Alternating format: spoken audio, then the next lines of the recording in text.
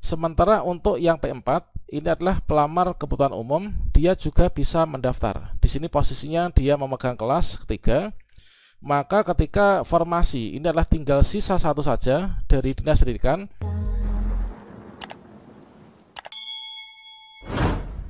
Baiklah sobatnya, setidaknya di sini ada 3 afirmasi guru honorer yang memiliki masa kerja lama. Tentunya di sini nanti akan sangat menguntungkan kita untuk teman-teman guru honorer yang memiliki masa kerja lebih dari 3 tahun ya, yang nanti akan bisa berpotensi untuk memenangkan seleksi P3K Guru tahun 2023.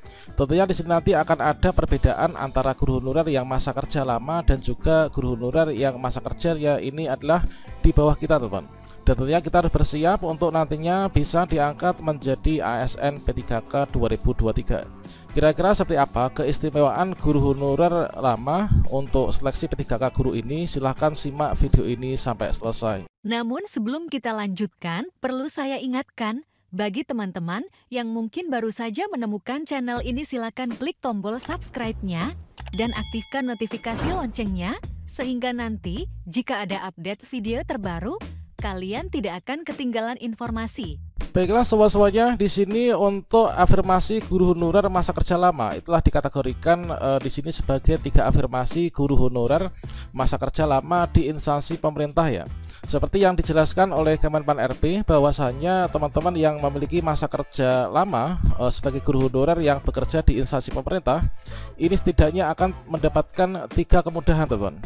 Yang mana untuk kemudahan tersebut itu yang pertama yaitu teman-teman bisa mendaftar di formasi kebutuhan khusus ya.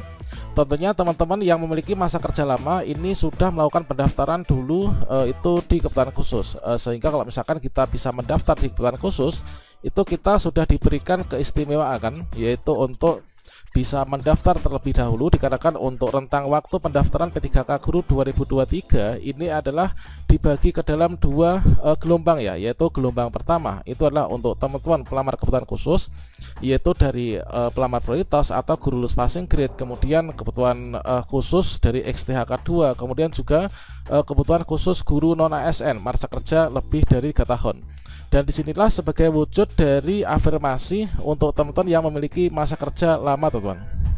Dan di sini kita telaah yaitu afirmasi guru honorer masa kerja lama di instansi pemerintah sebagai wujud pengakuannya seperti apa.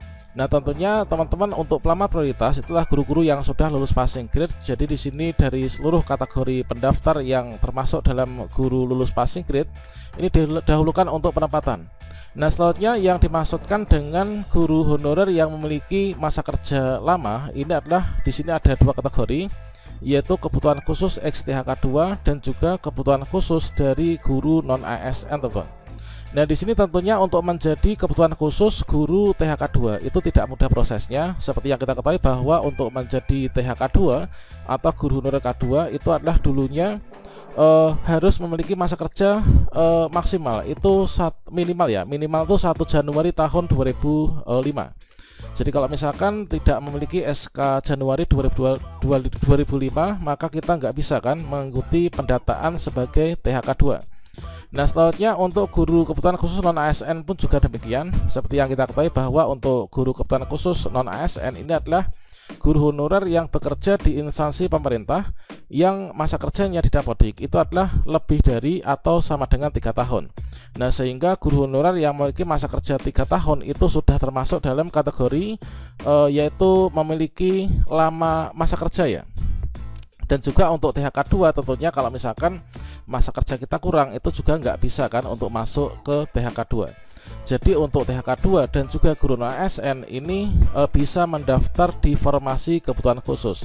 Artinya kalau misalkan di sini kita diberikan gelombang pertama untuk pendaftaran, kalau misalkan jumlah formasinya itu lebih banyak daripada jumlah kebutuhan khusus, maka bisa didaftar oleh teman-teman dari kebutuhan umum. Kalau misalkan kebutuhan khusus ini kurang, juga teman-teman kebutuhan umum ini nggak bisa mendaftarkan. Jadi kita keuntungannya di sini ya, untuk kebutuhan khusus bisa mendaftar di formasi kebutuhan khusus didahulukan teman-teman untuk pendaftarannya. Itu adalah untuk afirmasi pertama dari teman-teman pelamar yang memiliki masa kerja lama ya, terdiri dari kebutuhan khusus X THK2 dan juga teman-teman guru non ASN yang masa kerjanya minimal 3 tahun. Kemudian untuk yang kedua, ini adalah teman-teman yang memiliki masa kerja lama. Ini tentunya didahulukan ya teman untuk penempatannya. Jadi setelah kita mengikuti seleksi menggunakan mekanismenya masing-masing, misalkan saja untuk pelamar kebutuhan umum pun juga bisa mendaftar, maka untuk penempatan ini kita didahulukan teman. Nah, seperti yang kita ketahui bahwasanya untuk mekanisme menggunakan CAT itu kan diikuti oleh THK2, kemudian guru honor sekolah negeri. Masa kerja dapodik lebih dari atau sama dengan 3 tahun, dan juga dari teman-teman pelamar kebutuhan umum. Jadi setelah kita itu ikut seleksi menggunakan mekanisme CAT, maka di sini kita bisa lihat untuk tahapan pengisian formasi ini kan dilakukan berdasarkan urutan kategori. Didahulukan dari THK2, kemudian berikutnya dilanjutkan untuk guru honor sekolah negeri masa kerja lebih dari atau sama dengan 3 tahun. Nah, di sini kita memiliki masa kerja lama sebagai THK2 maupun juga honor sekolah negeri masa kerja lebih dari atau sama dengan 3 tahun. Kita didahulukan daripada teman-teman pelamar umum yang terdiri dari lulusan PPG, guru non ASN. Nah, itu teman. Nah, selanjutnya di sini sebagai contohnya, kalau misalkan dalam sebuah sekolah ya, dalam sebuah sekolah di sini ada P3, kemudian di sini ada juga P4. Maka ketika di sini nanti semua bisa mengikuti seleksi, maka yang didahulukan apakah P3 apakah P4. P3 itu adalah guru sekolah negeri masa kerja lebih dari sama dengan 3 tahun. Untuk yang P4 itu adalah pelamar kebutuhan umum teman-teman. Tentunya akan didahulukan untuk yang P3 ya. Nah, misalkan saja seperti ini, yaitu pada sebuah sekolah di sini ada kasus yang seperti ini. Misalkan saja di sini untuk P3 itu dia itu mengajarnya itu bahasa Inggris, karena setiap harinya dia nggak bisa mengajar sebagai guru kelas. Kemudian dia P3 mengajar bahasa Inggris, namun ketika mendaftar ini adalah kemarin dengan ijazah bahasa Inggris yang sudah dilinearkan dengan guru kelas SD, maka dia bisa memilih formasi yaitu guru kelas SD. Sementara untuk yang P4 ini adalah pelamar kebutuhan umum, dia juga bisa mendaftar. Di sini posisinya dia memegang kelas ketiga.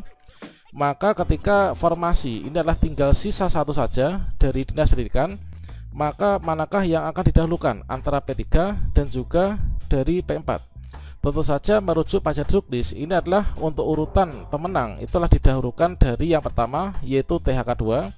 Awalnya P1, kalau P1 udah habis dilanjutkan ke THK2. THK2 udah habis, maka di sini misalkan tinggal 2 saja ya untuk jenis prioritasnya, yaitu honor sekolah negeri masa kerja lebih 3 tahun atau P3 ini. Kemudian sama guru sekolah negeri masa kerja kurang dari 3 tahun. Tentu saja yang akan lulus jika formasinya tinggal 1, maka P3 inilah yang akan menempati formasi pada kebutuhan di sekolah ini teman. Inilah sebagai contoh untuk bahwa pelamar yang memiliki masa kerja lebih lama itu akan didahulukan ya untuk penempatannya. Ini dari pelamar umum tuh. Kalau misalkan sama-sama P3 tentunya nanti akan memiliki kedudukan yang sama ya.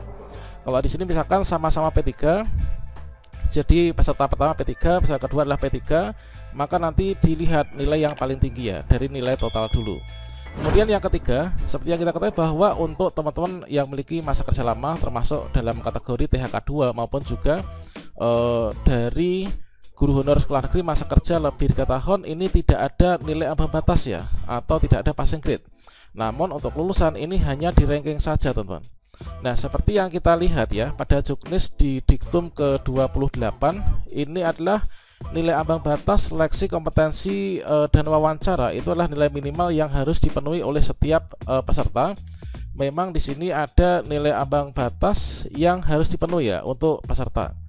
Nah, selanjutnya di sini ke diktum yang ke-31 ini adalah untuk pelamar kebutuhan khusus itu dinyatakan lulus seleksi jika berperingkat terbaik pada lowongan kebutuhan jabatan yang dilamar. Nah, di sini untuk pelamar kebutuhan khusus termasuk P2, P3, THK2 dan juga guru sekolah negeri masa kerja lebih dari atau sama dengan 3 tahun ini tidak berlaku yang namanya passing grade teman. Itulah 3 keistimewaan dari teman-teman yang memiliki masa kerja lama ya.